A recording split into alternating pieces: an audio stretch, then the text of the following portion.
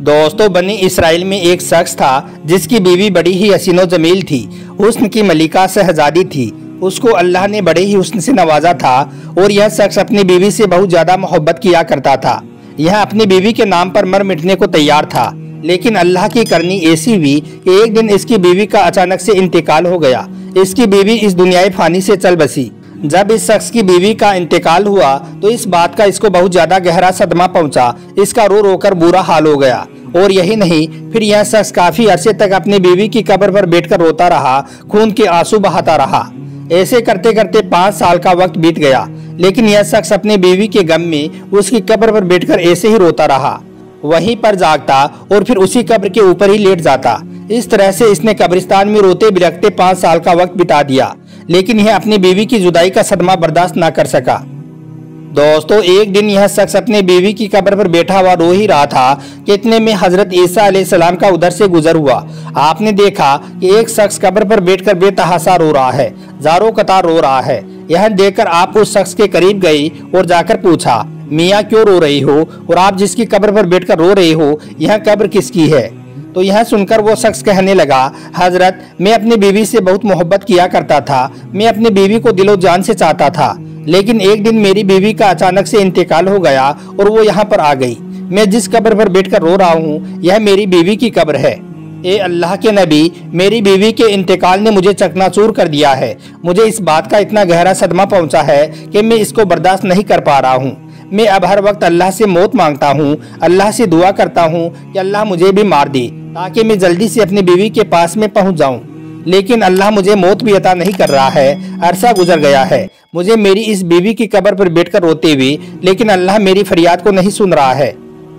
दोस्तों, हजरत ईसा अलैहिस्सलाम ने जब उस शख्स की यह कैफियत देखी, जब उसकी यह हालत देखी, तो आपने फरमाया, ए शख्स रो मत, मैं अल्लाह के हुक्म से, अल्लाह की दी हुई अता से तेरी इस बीवी को एक बार फिर से जिंदा कर देता हूँ, लेकिन आज के बाद तुझे रोना नहीं है।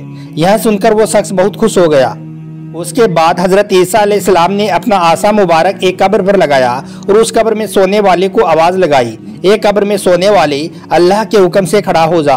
आप अलैहिस्सलाम का इतना कहना था कि वो कब्र एकदम से फट गई और उस कब्र के अंदर से एक हफ्सी बाहर निकला। उस हफ्सी के मुंह से आग बाहर निकल रही थी और उसकी शर्मगाह को कीड़े खा रही थी।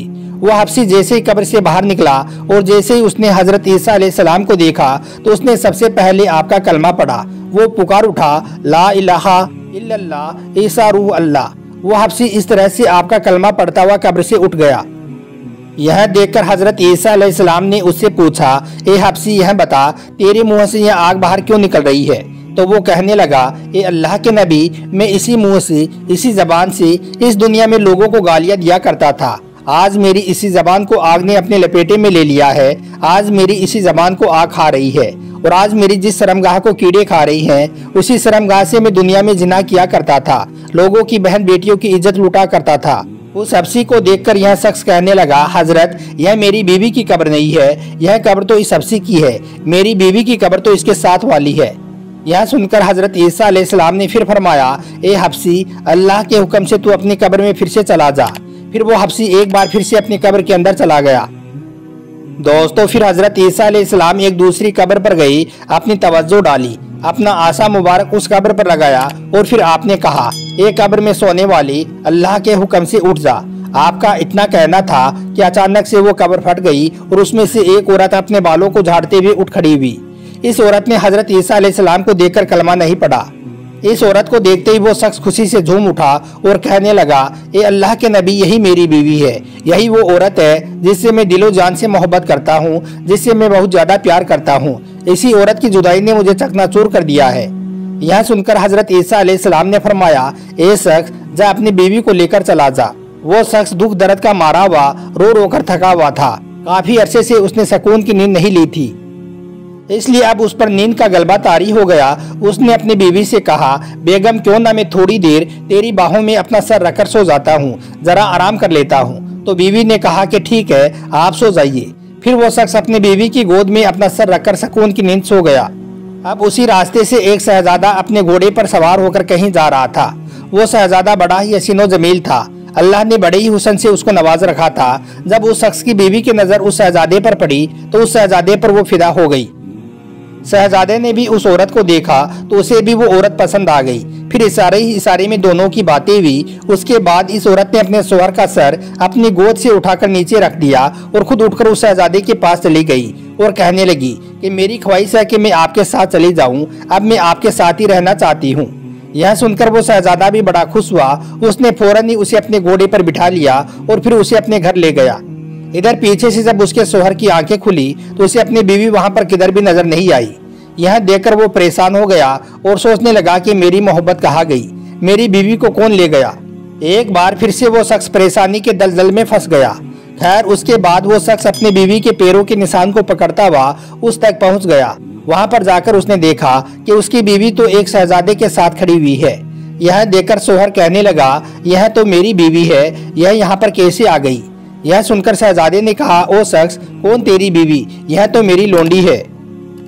यह सुनकर शौहर ने कहा कि नहीं, यह तो मेरी बीवी है। फिर शहजादे ने उस औरत की तरफ इशारा किया और कहने लगा, ए औरत, तू ही बता कि तू कौन है, इसकी बीवी है या फिर मेरी लोंडी है।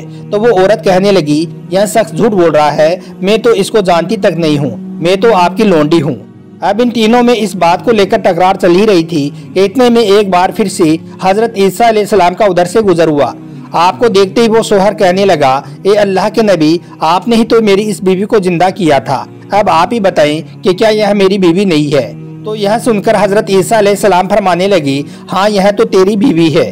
फिर हजरत ईसा अलैहिस्सलाम ने फरमाया, ए औरत, मैं फिर से पूछ रहा हूँ, क्या तू इस शख्स की बीवी नहीं है, क्या तू इस शहजादे की लोंडी है।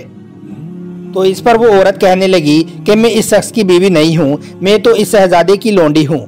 जैसे ही उस औरत ने ऐसा कहा तो हजरत ईसा अलैहिस्सलाम ने फौरन ही दुआ की, ए मालिक, जिस तरह से तूने इसे जिंदा किया था उसी तरह से फिर से इसे मिट्टी में मिला दे। दोस्तों, अल्लाह के हुक्म से वो औरत एक बार फिर से मर गई। उसके मरने के बाद हजरत ईसा अलैहिस्सलाम ने फरमाया कि जिसको देखना हो कि एक शख्स कुफ्र की हालत में मरा, गुनहगार बनकर मरा, लेकिन कल कयामत के दिन जिसको मोमिन बनाकर उठाया जाएगा, जिसको कलमा पढ़ता हुआ उठाया जाएगा, वो उस हब्सी को देख ले। वो हब्सी कुफ्र की हालत में मरा था, लेकिन जब वो उठा तो वो कलमा पढ़ता हुआ उठा था।